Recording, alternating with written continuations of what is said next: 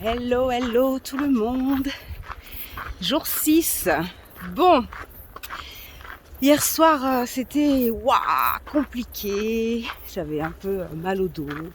J'étais éclatée. Donc aujourd'hui je fais cool. J'ai une petite étape. J'ai déjà marché 10 km. Là il doit me rester 6-7 km à faire. Il est que 10h30. J'ai déjà bien marché.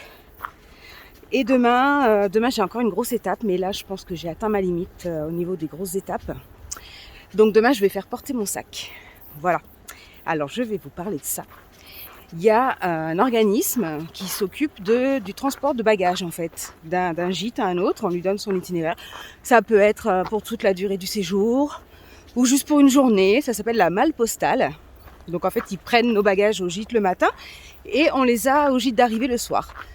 Moi, j'ai décidé, alors je voulais pas me servir de la malle postale, mais je pense que les étapes de plus de 20 km avec mon sac et sous le cagnard, c'est un petit peu dangereux pour moi, voilà. Donc c'est des choses dont je parle pas souvent, mais il faut savoir que je suis en insuffisance rénale. J'ai plus que 45% de mes reins à peu près qui fonctionnent.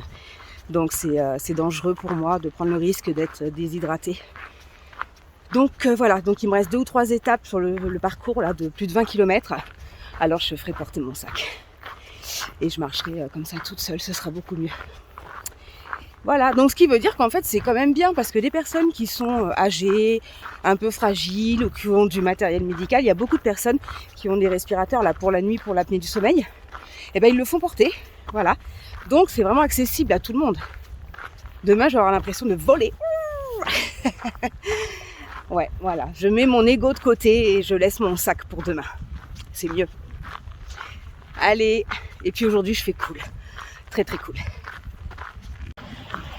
Et alors c'est marrant parce qu'en fait on dit que le chemin vous apporte ce dont vous avez besoin.